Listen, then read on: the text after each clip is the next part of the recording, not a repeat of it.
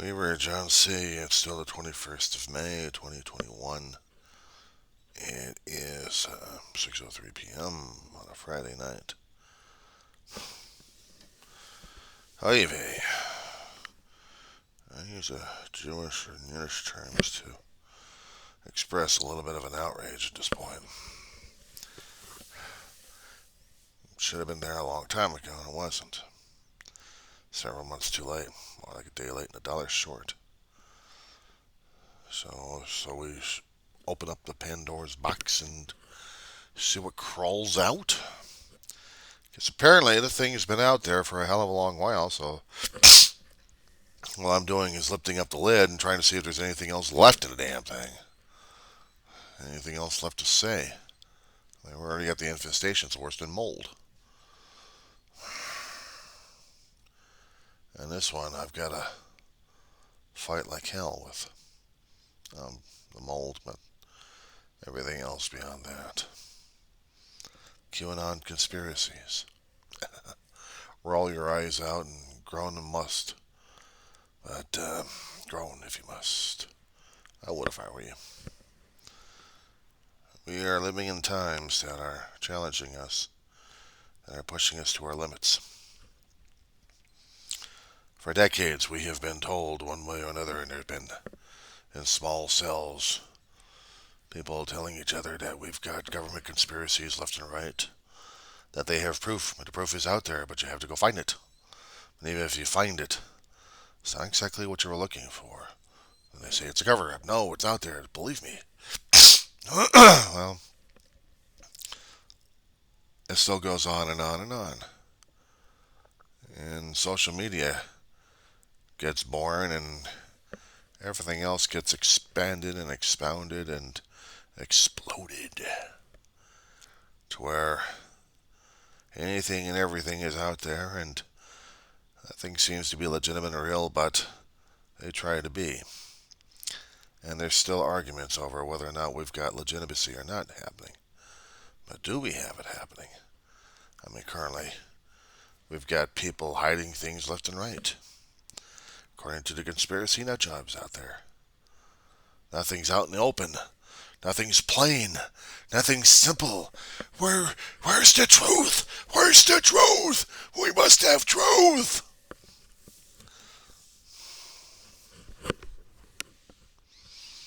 You know, with my dirty glasses, I even have problems trying to see shit. But I can still see shit out of them in the first place. Just not as clearly enough, and the strength sucks. So, putting that aside, I'm turning that off a little bit. The window to the media. Cable and the internet.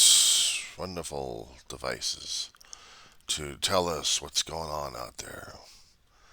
Hell, just open up the damn drapes and just watch what's happening with your neighbors. That's what's happening with your immediate neighborhood. But what's going on around the world? That's where telecommunications comes in. That's where satellites come in. That's where TV cameras come in. That's where cell phone cameras come in. But an all-powerful, unseen cue telling you what to do, what to think, what to search for. We must follow the cue. Got one question. Why? Why? Because the truth is out there. What truth?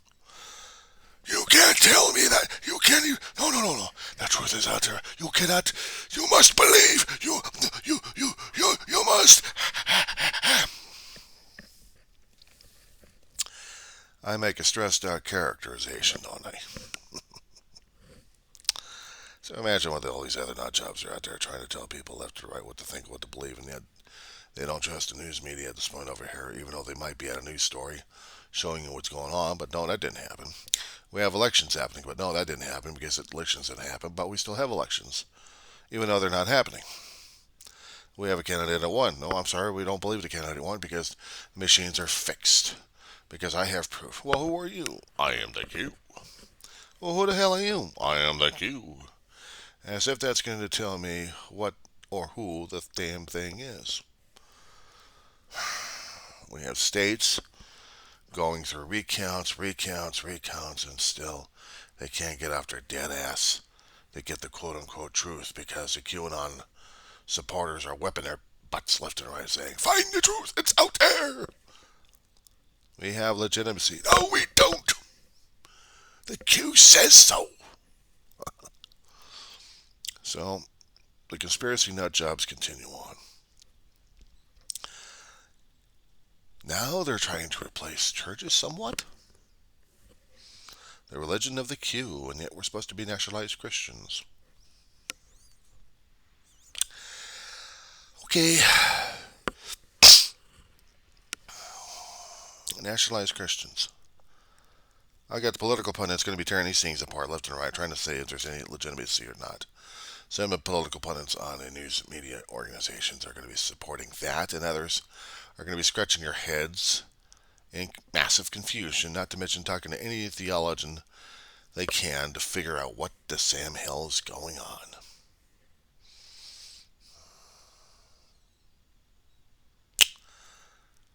You ever heard of the term nationalized Christians? How about woke?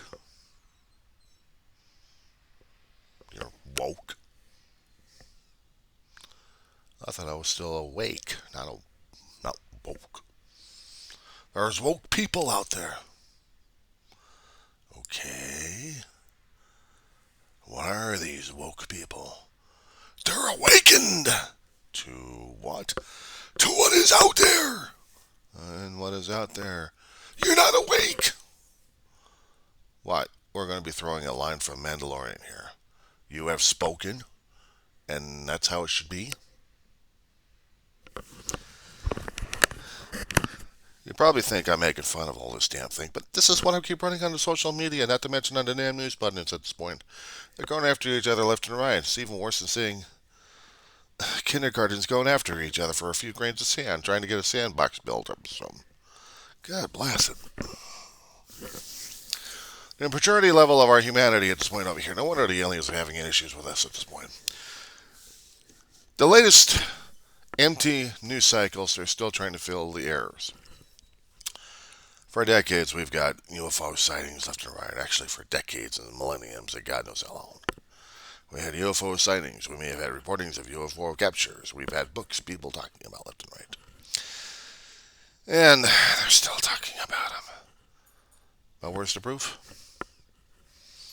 Air Force keeps showing up different cameras, different objects. Okay, fine. I don't know. I'm not an Air Force pilot. I'm not out there flying the aircraft, so I cannot deny and I cannot agree. All I'm saying is what's being presented. I'm like, oh, well, fucking well. How's that going to affect me?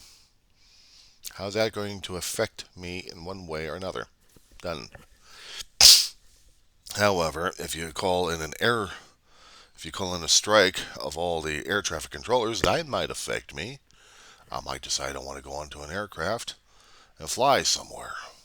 Of course, with a charter. Go for a company and it's going to fly me from one place to another place. But if we have no air traffic controllers, then we've got a problem then. That's a reality check right there. But now you're going to be telling me that the Q has said that aliens have abducted everybody and that we have no air traffic controllers because we want insanity going on at this point over here.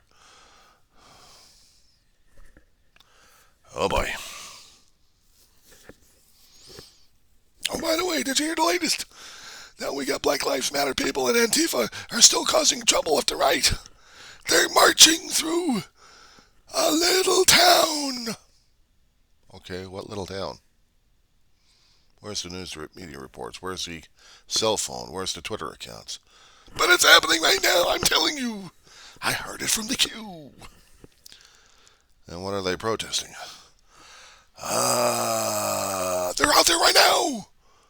And now we got to get the militia groups out there to put them in their place. You see, we saw a sighting of Christ over there. Christ needs our protection. Bring up the guns.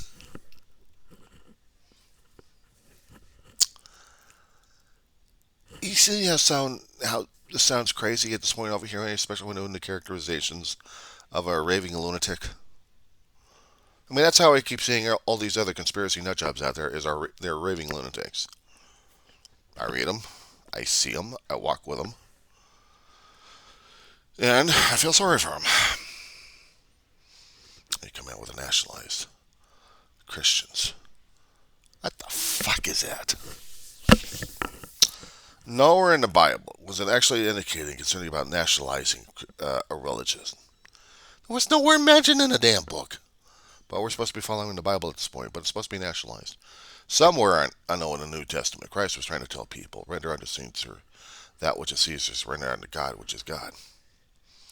So in this case, are we marrying Caesar to Jesus somehow? Or vice versa? Or did Caesar happen to marry or join up Mary Magdalene to Caesar somehow? Or some kind of weird religious binding of sorts?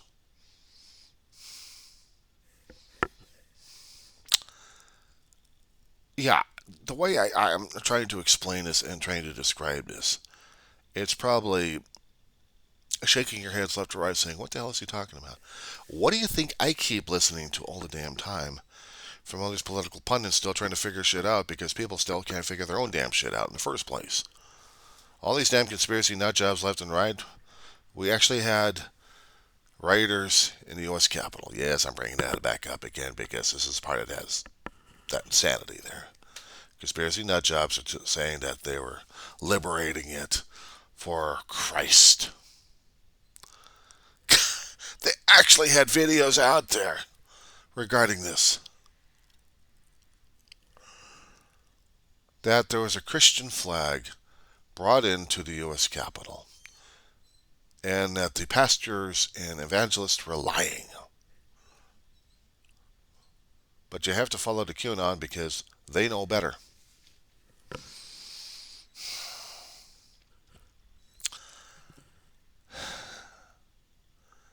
You know, what pisses me off is when I have to talk about stuff like this on video and try to figure and psychoanalyze. Try to quote unquote understand. Some things I can try, but other things I am looking at these people and I'm wondering, and yes, I am judging. What the hell's wrong with these people in the first place? Did they lose their minds one way or another? Did they lose their sanity? They must have lost their damn sanity. I mean, actually, they think that the universe owes them a living. Now, if we're going to be touching off on religion and really pissing off people left and right, okay, let's pick on the Christians. Everybody picks on the Christians. Christians are the most picked on people and are whining and griping like crazy. They follow Donald Trump. Trump is their leader. But they also follow Christ. And they're happy marrying the two. I've got other Christian leaders out there saying that they cannot stand and they cannot deal and they will not cope with any conspiracy nut jobs going into the house of the Lord in any religious form and stating that what they're being taught is crap and then anything out of the Bible is still crap, but their own version of the Bible is legitimate. Which it sounds like it's becoming in that interpretation. So at this point, basically, we got a religion stacked. We got Jewish people being attacked. We got Palestinian people getting attacked. We've got other races, other religions, other creeds being attacked left and right. Because other people say so. Where do I fit in all this damn shit? Where do I say, what do I fit in all this damn crap in the first place? How do I address all this shit? It's like if somebody came into a church that I'd be attending at that point and trying to tell me that the pastor was wrong, they know better. And they're going to teach the congregation. You know how fast they'd be thrown out. And yes, some people will be marching out of there and saying, we'll follow this guy because we feel they're right. You know, I'm going to stop on this one, but unfortunately, the box has already been blasted open. And it's too late for anything else but for me doing declarations at this point. Uncomfortable as it is, just for me putting a video like this for my own private collections is one thing. But if I happen to put this out there in the public, it's going to be a different story altogether. Because now I'm telling these people what the hell's going on. I'm going to be making a declaration of who and what I am. All you got to do is really listen to all the shit I've been putting out there in the first place. Tell people I'm no expert and a guru in anything. I do observations and experiences left and right. But what pisses me off is when I'm seeing people going after each other for one reason or another because they're being coerced by someone else. And they believe them. Instead of believing in their own damn guts and their own damn teachings and what they've been raised under. You know, it's all right to challenge things, but you have to follow your gut and your heart. But if they're not jiving with each other, then I don't know what's going on with you. You're probably going to be asking me, what is your take? What is your belief? What is your thing? And again, I'm uncomfortable putting myself on a bully pulpit. It's uncomfortable for me doing this in the first place, let alone me trying to record this in any way, shape, or form. Because now I have to do a personal soul searching at this point. I've seen pastors and I've seen televangelists trying to explain themselves to the congregation, both on air and in person, who and what they are. And it's hard as hell to be humble and humiliated at this point over here, trying to tell the people who and what they are. Because sometimes I think maybe it would have been better if they just kept it on the wraps, just pray to God about it. But the thing is, for some of the religions, they have to put it out there. They have to make it open. They have to demonstrate that they're not afraid of what's going on. They're not afraid of their convictions, and they will stand by them all the time without trying to say that I am more holier than anything else. And the thing of it is, they're trying to say how humble and humiliated they are by doing this out in the open and trying to be truthful about it. While everyone else has got to be either secret about it or trying to gain more and more ego. More and more ego credits, shall we call it. So for me, trying to talk about this stuff, yes, it is personal.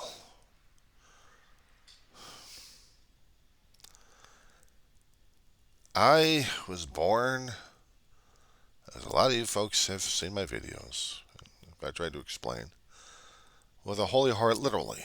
At the age of 4, I had open heart surgery, died 3 times, and came back to life 3 times. I'm still stuck on this planet. I didn't have religious doctrine taught to me until in my my, what was it, 7, 8, 9. Start training you up in the church that you get selected by. First United Methodist Church in North Hollywood for most of my life. So I was raised a Methodist. And I had several pastors I liked and respected a great deal.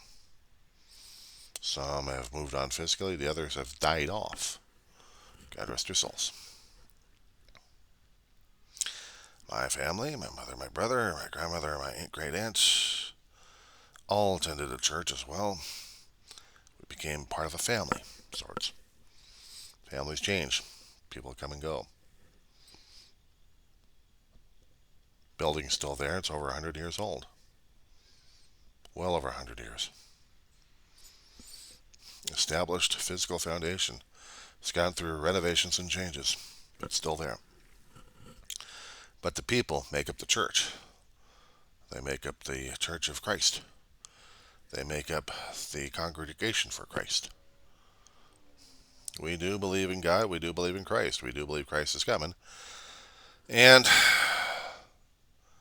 they do celebrate it. They don't try to push religion down people's throats, but they do welcome people coming in. That's why it's a bit low key. Not tremendous, not gathering strength, not gathering anything, just trying to maintain, and by word of mouth, people come into the church. Sometimes they have a lot, sometimes they have very little. But they're still a church, and they're still a family. But they're not out there doing conspiracies. They're doing whatever works they can in the name of God, in the name of Jesus. And they become lay ministers. But they're not trying to gather attention to themselves as something an egomaniac would want more and more of. And that's what kind of appealed to me a hell of a lot, especially when I keep seeing the televangelists growing up, is that they wanted more and more. Sell and hawk stuff to get more airtime, to get more people, more butts and more dollars, gather more airtime so they can keep proselytizing. But all they keep telling about what their religious viewpoints are. I suppose other religious programming did their fair share of proselytizing in their own way, in their own rituals.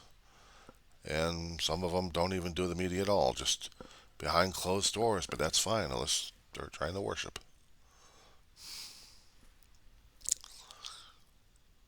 So, in that kind of environment, I felt comfortable enough. Yes, I was raised Christian, and yes, I was taught the beliefs of God and Christ, and it still scared the crap out of me because I had been on the other side, and it still scared the crap out of me.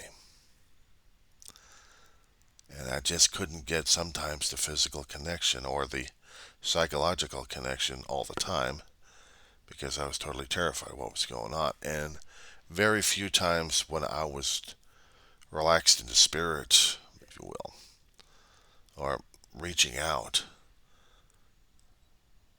I felt something trying to not smother me, but just trying to get my attention and say, hey, I miss you.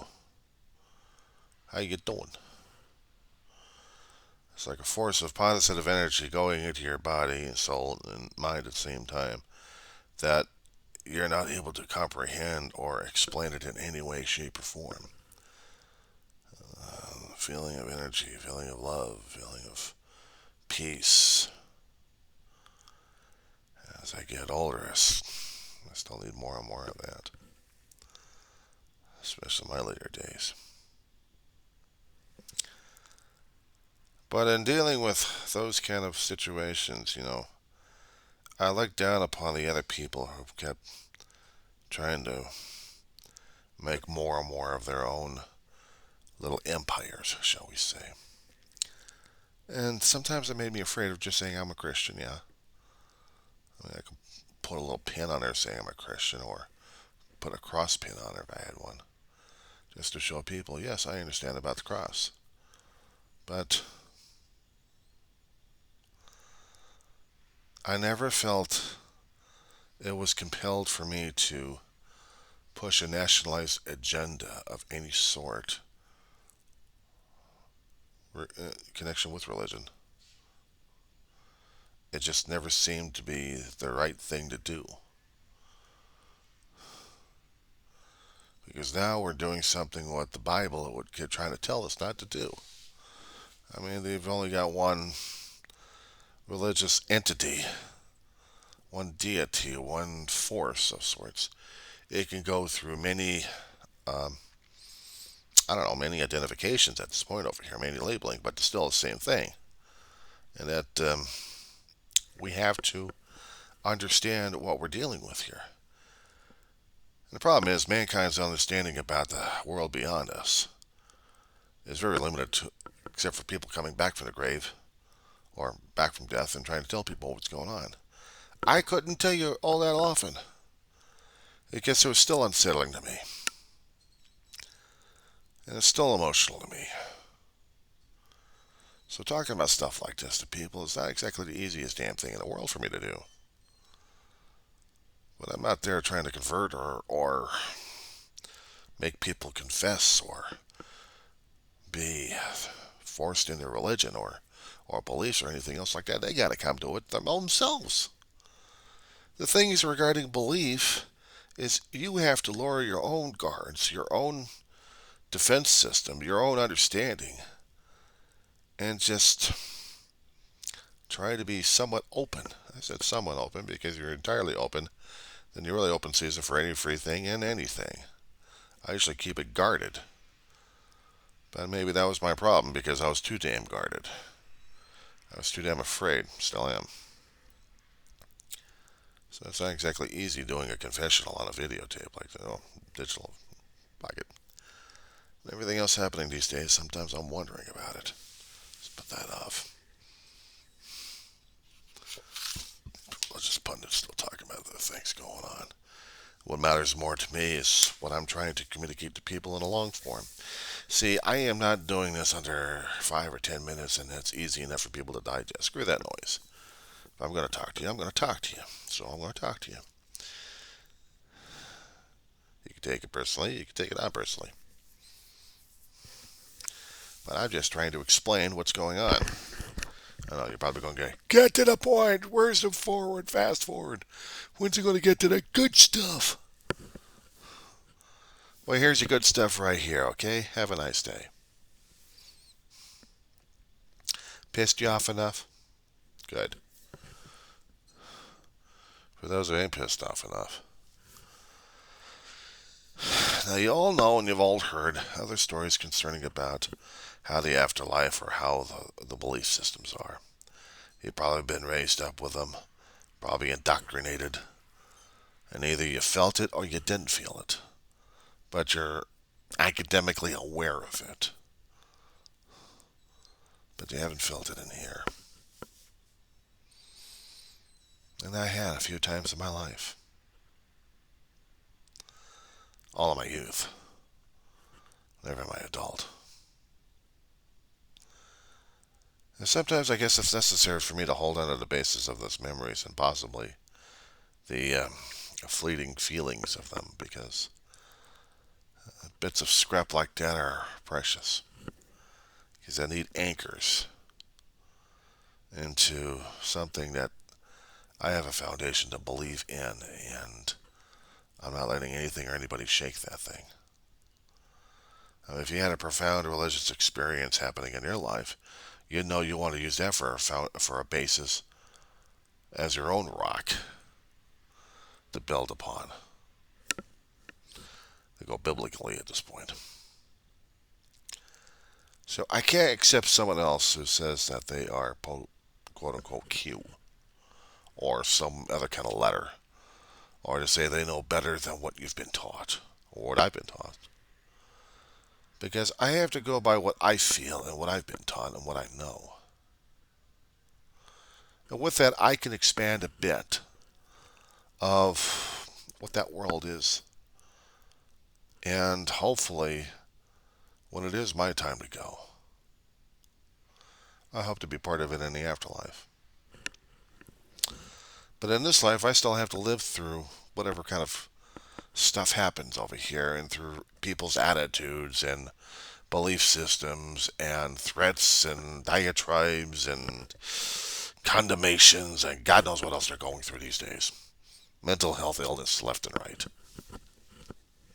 Give me a break. For me, it was wrong for a lunatic to go through a Capitol bringing a Christian flag and telling people that Christ told him to do this. No, then some other asshole mortally told him to do it. They just followed in like a damn fool and idiot. However, if Christ was alive,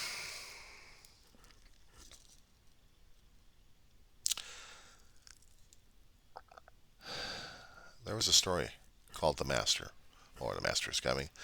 No matter how many times they keep rewriting the thing.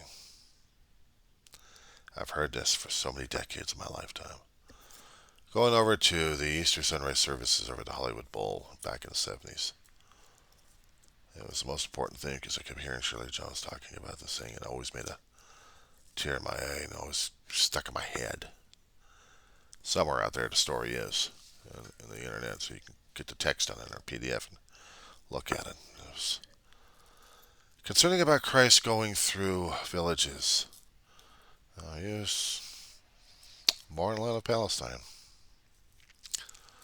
And he's apostatizing. He's bringing his message to a lot of people.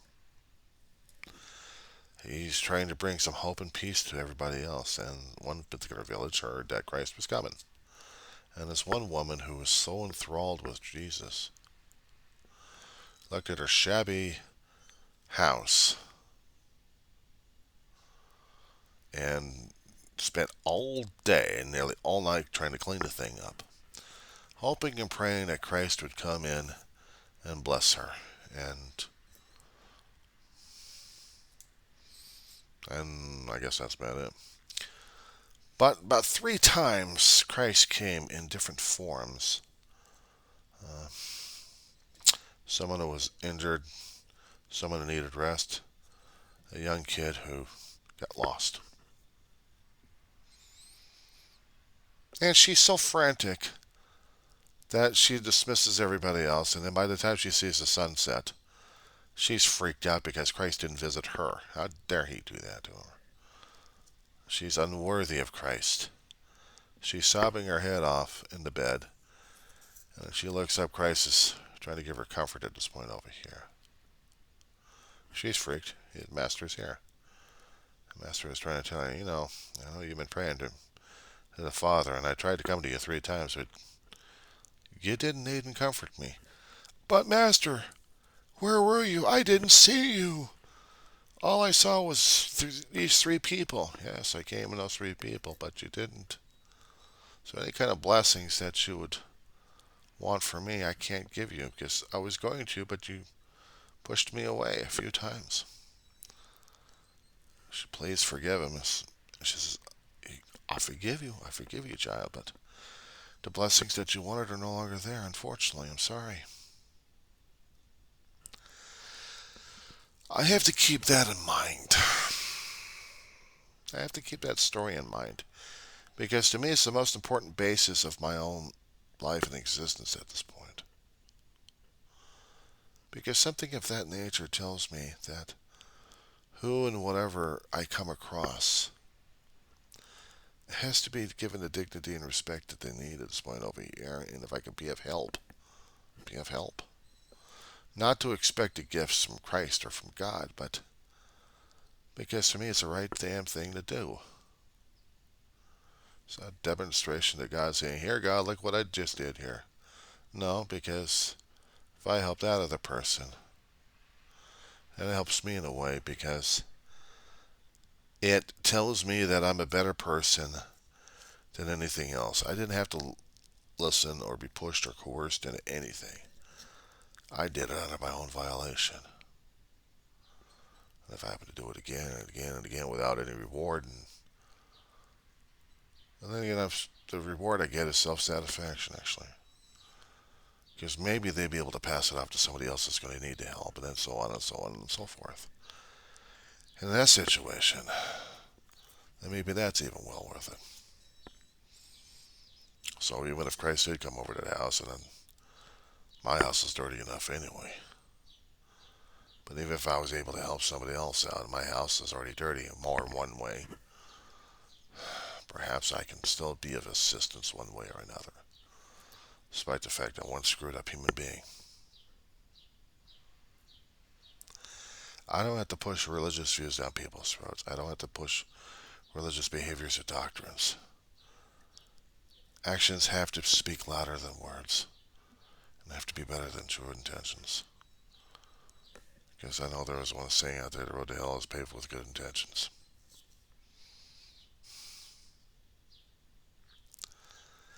And I have to keep remembering not to be that lady, but just to be me.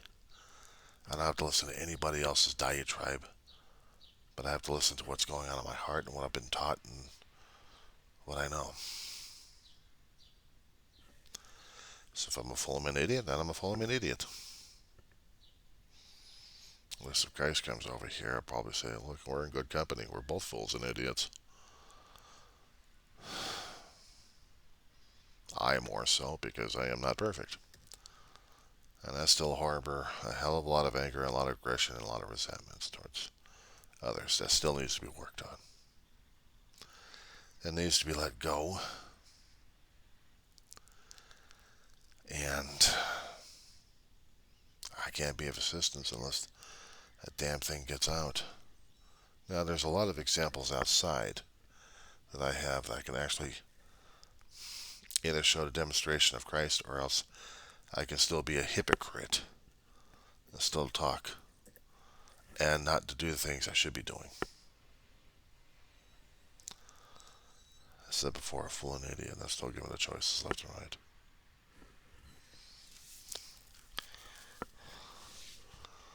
Even though I may have disagreements with everybody else or anybody else, still things happen, and I have to go with the flow, regardless of whatever the outcome is.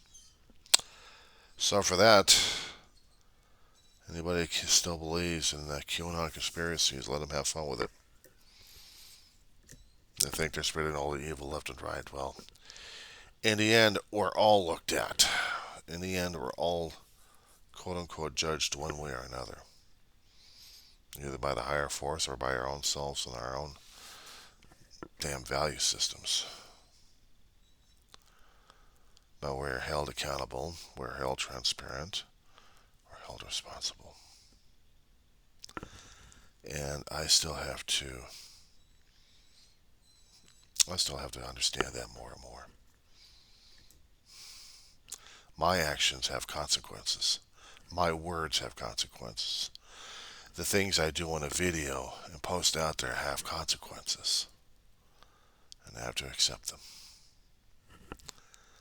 It doesn't mean I'm going to have to like it, but it is there. But I'm not there to be a guy in a soapbox pleading, listen to me, listen to me. Well, you can listen if you want. I'm telling a story. You can listen or you don't listen. But I know in my heart, I tell a story. And in my heart, I tell what it is.